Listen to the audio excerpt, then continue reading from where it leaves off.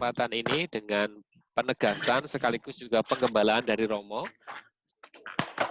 Apa yang Romo sudah siapkan, Pak Pur mungkin bisa sampaikan untuk slide yang sudah disiapkan Romo, supaya nanti bisa tersampaikan kepada teman-teman semua. Waktu sepenuhnya saya serahkan ke Romo. Monggo.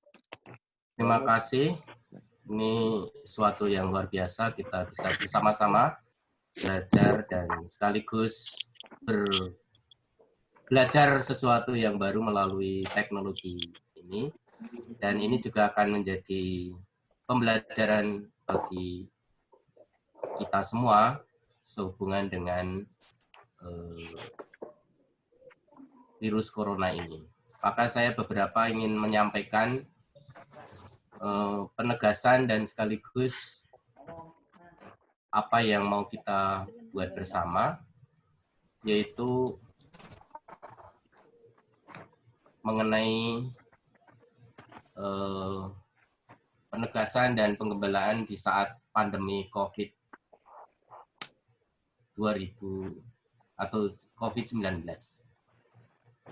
Kenapa ini penting untuk kita dalami bersama? Karena kita sama-sama mengalami. Paus Fransiskus itu menyebut kita itu ada di dalam perahu yang sama.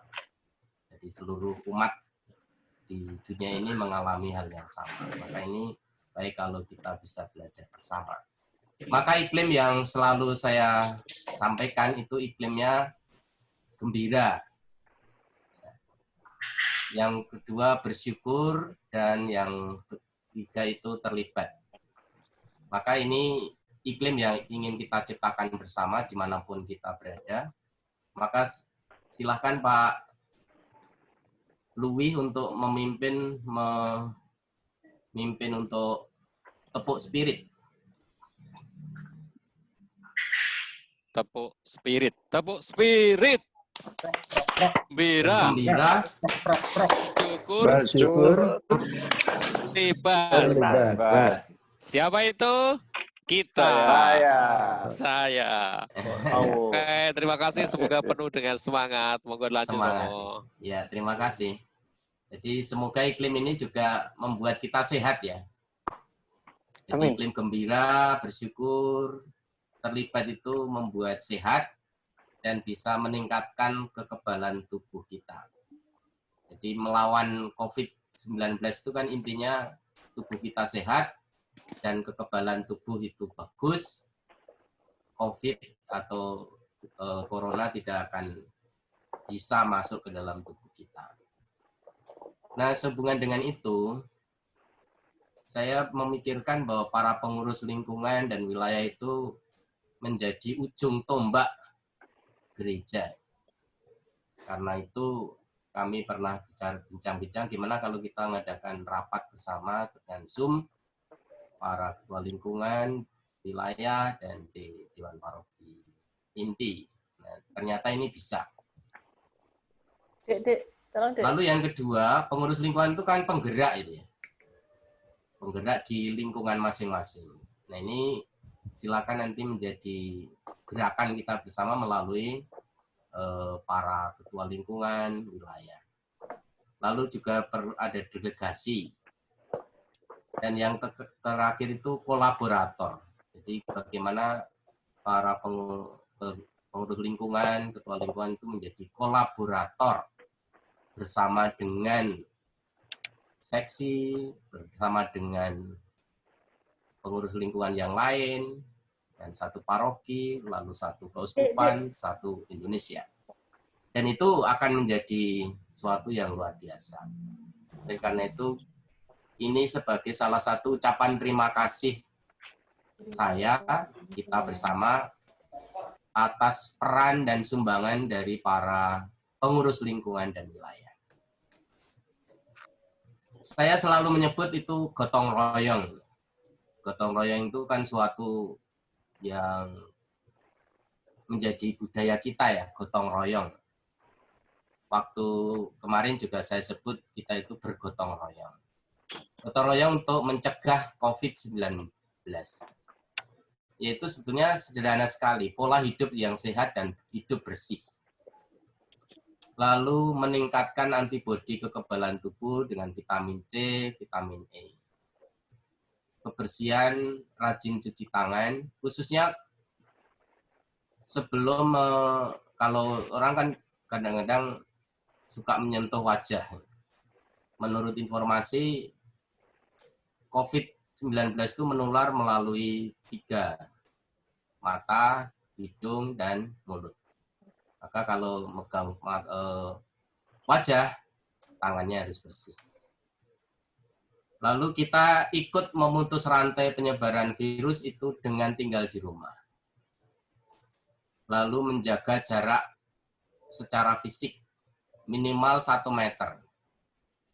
Nah, saya juga berlakukan di komunitas pastoran ya. Kalau saya dengan Romo Wid atau Romo Sutanto dekat-dekat, jaga jarak aman, saling mengingatkan. Romo Widoyoko, jaga jarak aman. Nah, ternyata ini juga bisa saling mengingatkan.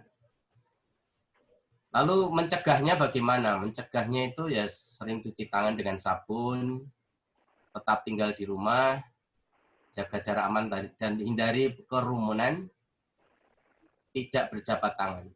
Awal-awal itu saya juga merasa agak sulit ya meninggalkan jabat tangan itu. Tapi kemudian setelah menyadari bahwa itu dengan tidak berjabat tangan itu sungguh bisa ikut menyumbang putus rantai virus corona, ya saya nggak berjabat tangan. Pakai masker kalau sakit, kalau berada di tempat umum. Dan ini kesimpulannya ya tetap tergembira, bersyukur, dan terlibat. Lalu ini beberapa yang disampaikan dari sering cuci tangan, tetap tinggal di rumah, jaga jarak aman, tidak berjabat tangan, pakai masker. Lalu cara semua itu sebetulnya menuntut kita memiliki cara hidup yang baru. Tantangannya sekarang kan kita ditantang untuk memiliki cara hidup yang baru, yang berbeda sama sekali dengan sebelumnya. Cara hidup yang baru seperti apa? Misalnya, kita kalau anak-anak sekolah belajarnya di rumah, tidak di sekolah. Mahasiswa juga belajar di rumah. Ini kan cara hidup yang baru, yang biasa di sekolah, sekarang di rumah. Bekerja di rumah, yang bisa di rumah. Kalau yang fisik-fisik, tugas fisik ya sulit ya. Kemudian beribadah di rumah. Ini kan cara hidup yang baru. Semuanya itu tujuannya apa? Yaitu untuk memutus rantai penyebaran virus corona. Lalu ini juga mendorong kita memurnikan hidup beragama kita. Kadang-kadang orang jatuh ke dalam ritual yang sudah rutin. Ke gereja, misa hari Minggu, dan setelah rutin-rutin. Tapi sekarang itu kita sungguh didorong untuk memurnikan semua praktek hidup beragama kita. Ritual dan liturgi yang biasa dijalankan dengan kumpul di gereja sekarang dimurnikan dengan inovasi baru. Maka Paus Fransiskus menyebut paradoks corona. Nah, di satu sisi, Paus itu mengajak kita untuk berdoa dan berupaya agar wabah ini segera berlalu. Dan kita semua di sini juga berdoa, berupaya supaya wabah corona ini segera berlalu. Di sisi lain dikatakan bahwa krisis ini memberi kita kesempatan, opportunity, kesempatan untuk berubah dalam cara hidup dan cara bertindak kita. Tadi sudah saya beri contoh, kita dituntut untuk berubah. Karena memang kumpul itu bisa menjadi penyebaran virus corona. Jadi mau berubah. Krisis akibat virus corona ini menjadi kesempatan untuk belajar, untuk menjadi sadar akan kehidupan. Menjadi sadar akan kehidupan. Jadi di situ ada dua sisi ya, paradoknya. Satu berdoa dan supaya berlalu, tapi di lain pihak ada sisi kesempatan. Termasuk kita sekarang ini juga dengan rapat menggunakan teknologi Zoom, itu kan kesempatan. Seandainya nggak ada ini juga kita nggak melakukan. Tanggal 27 Maret yang lalu Paus memberi berkat khusus, yaitu dengan berkat dari Vatikan. Dan menurut informasi ada kesembuhan lebih dari 1.000 orang. Maka belajar dari ajakan Paus Fransiskus, kita diajak untuk apa? Kita diajak untuk belajar memeluk penderitaan Yesus dengan memeluk penderitaan dunia saat ini. Umat Israel itu pernah menggerutu pada Musa karena bosan, karena makannya itu saja. Lalu ada cobaan ular kedung itu menggigit sampai mati beberapa orang umat Israel. Lalu apa yang dibuat oleh Musa? Musa diminta untuk membuat ular tembaga. Dan siapapun yang melihat ular tembaga itu, dia tidak mati. Kita diajak untuk memeluk penderitaan Yesus, salib Yesus. Kita lihat Yesus yang disalibkan, itu membuat tidak mati. Karena Yesus menderita untuk kita, untuk hidup kita. Maka di tengah dunia yang menderita ini, gereja dipanggil untuk menjadi orang Samaria yang murah hati. Yang murah hati. Nah, nanti Pak Gunawan ini juga bisa menjadi semangat kita. Jadi krisis corona ini juga bisa menjadi laboratorium belas kasih dan kemurahan hati. Enggak apa-apa kan, nggak kelihatan karena gambarnya nggak saya masuk. Nah, ini beberapa perubahan yang kita alami. Pengumpulan umat di gereja, wilayah, dan lingkungan dalam peribadatan atau kegiatan apapun ditiadakan. Jadi pengumpulan umat. Yang ditiadakan itu pengumpulan umat. Bukan ibadatnya atau bukan misanya, bukan doanya, tapi pengumpulan. Penting untuk disadari. Kalau misa itu tetap bisa ada. Nah, sebagai gantinya apa? Lalu kita ada misa atau ibadat live streaming. Nah, ini kan perubahan yang pasti juga kita alami. Berbeda dengan yang biasanya. Maka beberapa petunjuk praktis dari keuskupan dan dari kita, bahwa pada memperpanjang masa darurat COVID-19 ini sampai tanggal 30 April 2020. Maka semua kegiatan gereja yang sifatnya, tekanannya yang sifatnya mengumpulkan orang banyak itu ditiadakan. Maka pelayanan pengurapan orang sakit tetap dapat diberikan melihat kondisi kesehatan pasien, ketentuan rumah sakit, dan dinas kesehatan. Jadi kalau melayani orang yang sedang sakit corona, itu juga mengikuti protokol dari dinas kesehatan. Entah itu dengan APD, dengan alat pelindung diri, dan seterusnya. Kemudian pelayanan pemberkatan jenazah itu dilakukan secara singkat. Dan umat yang hadir juga diminta untuk menjaga jarak aman. Ya minimal 1 meter.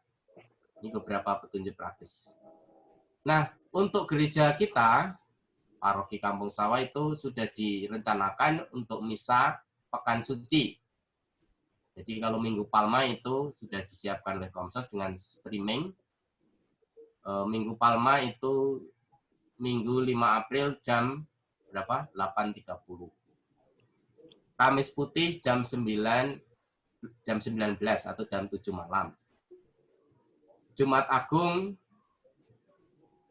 10 April itu jam 15. Sabtu malam Paskah 11 April itu 19 jam 19, lalu Minggu jam 8.30. Ini untuk khusus Kampung Sawah dengan live streaming yang sudah berjalan dalam 2 minggu lalu. Nah, misa Minggu Palma untuk yang minggu depan, tanggal berapa? 5 ya. Tanggal 5 itu dilakukan dengan sederhana. Tidak ada pemercikan dan perarakan palma. Daun palma disiapkan di rumah masing-masing.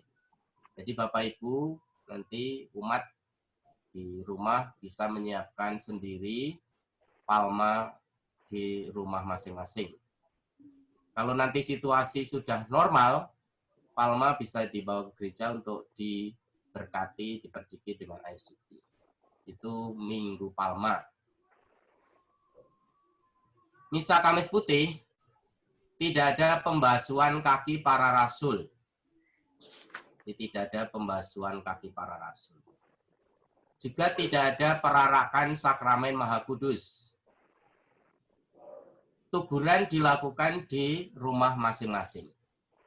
Tuguran kita bersama dengan Yesus, menemani Yesus yang ada di sakaratul maut di rumah masing-masing. Kemudian Jumat Agung, ibadah Jumat Agung, tidak ada jalan salib, pasio dibacakan, perarakan salib dilakukan oleh imam di depan altar, umat menghormati salib di rumah masing-masing. Itu untuk Jumat Agung. Kemudian tirakatan kebangkitan Yesus, ya Sabtu Paskah, Sabtu malam, tidak ada perarakan lilin Paskah, jadi dibuat sederhana, yaitu di depan altar. Exsultet dibacakan 2 bait saja. Lalu bacaan itu dari Perjanjian Lama 2 dari Perjanjian Baru. Lalu liturgi baptis itu pembaruan janji baptis. Itu diadakan. Kemudian misa Paskah Minggu pagi itu seperti biasa. Tapi ada misa pontifikal tetap ada dengan absolusi dari Bapak Uskup. Nah, yang saya pikirkan gimana kita menggerakkan umat.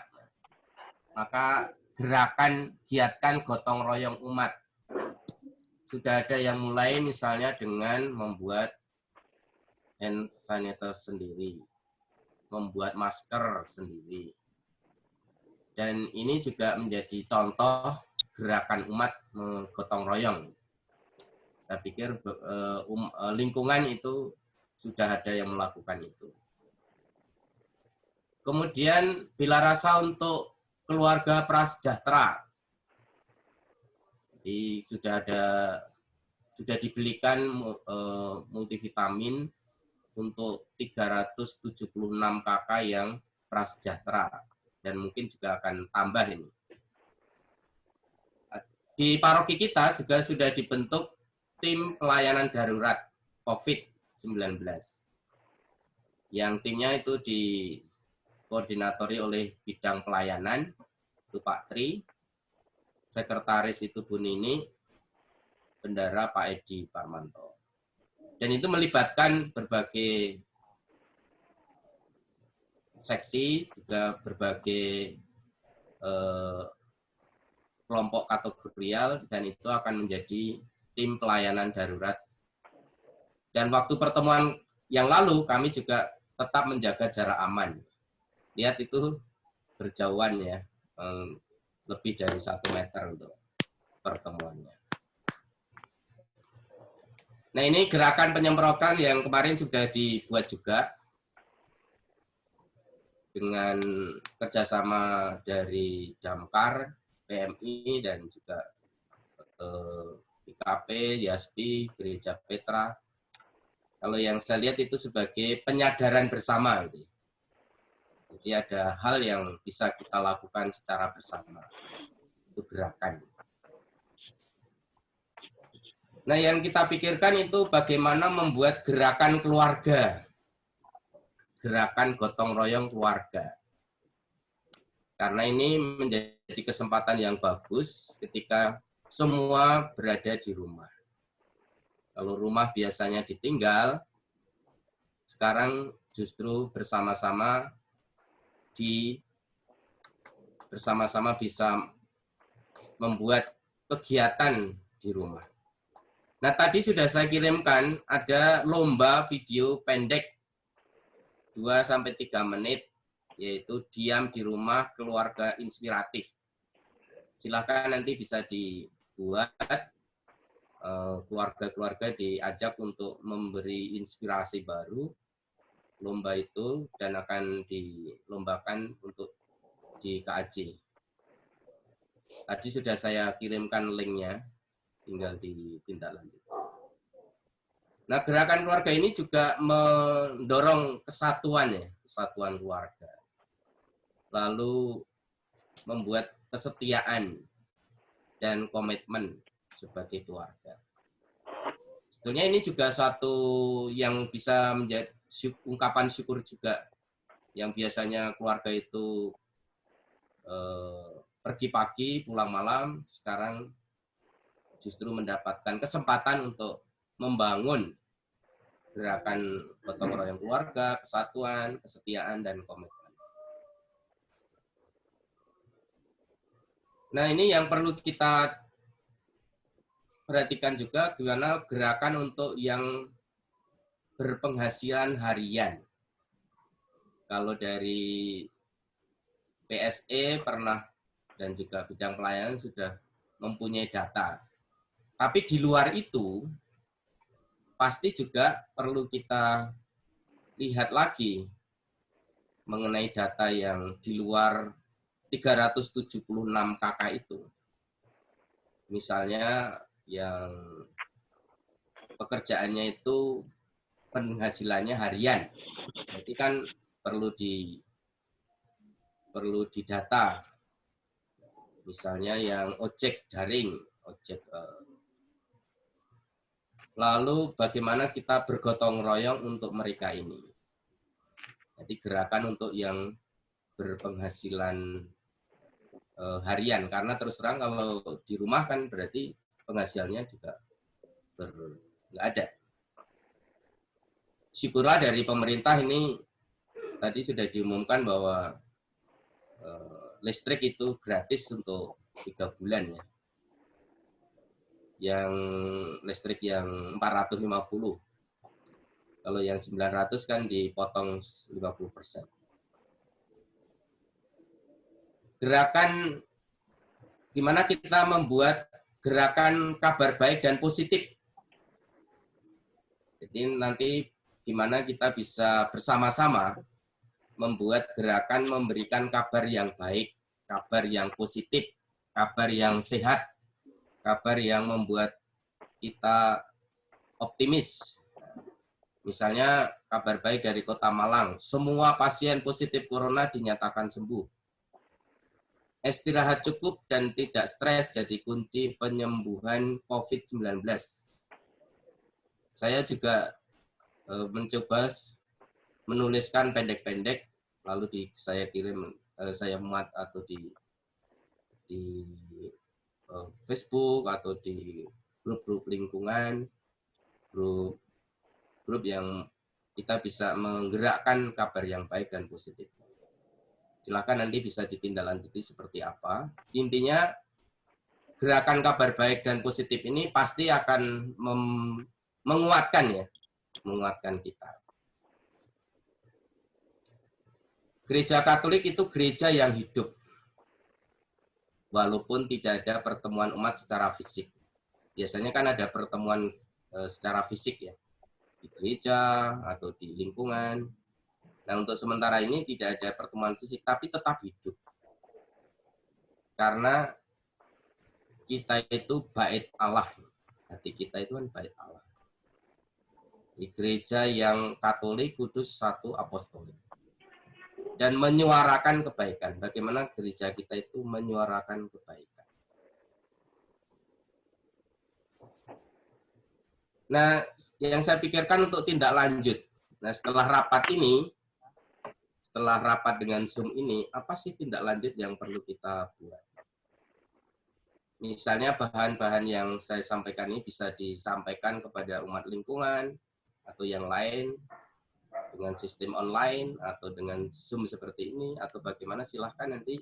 Intinya bagaimana gerakan kebaikan itu sungguh bisa dilanjutkan. Kalau misalnya belum mungkin seluruh umat, ya kepada pengurus lingkungan dulu. Lalu pendataan lanjutan. Memang dulu pernah disampaikan dalam tim tanggapan darurat itu, untuk pendataan keluarga prasejahtera yang non-Katolik, yang 500 meter jaraknya dari gereja ini. Dan nanti bagaimana ini bisa ditindaklanjuti, kerjasamanya, sinerginya seperti apa. Ini saja yang ingin saya sampaikan. Jadi intinya bagaimana tindak lanjut dari semua yang kita buat ini. Dengan demikian bisa sungguh-sungguh menjadi penegasan dan sekaligus kita bersama dalam situasi kondisi sekarang ini bergerak secara bersama, tidak sendiri-sendiri. Kalau istilahnya gotong royong. Baik, ini saja yang ingin saya sampaikan. Nanti ada yang mau menyampaikan atau bagaimana tindak lanjutnya, konkretnya seperti apa, silahkan disampaikan saja, sehingga nanti sungguh bisa menjadi gerakan bersama. Ini saja, sila Pak Luis, silahkan kembali Pak pada Pak Luis.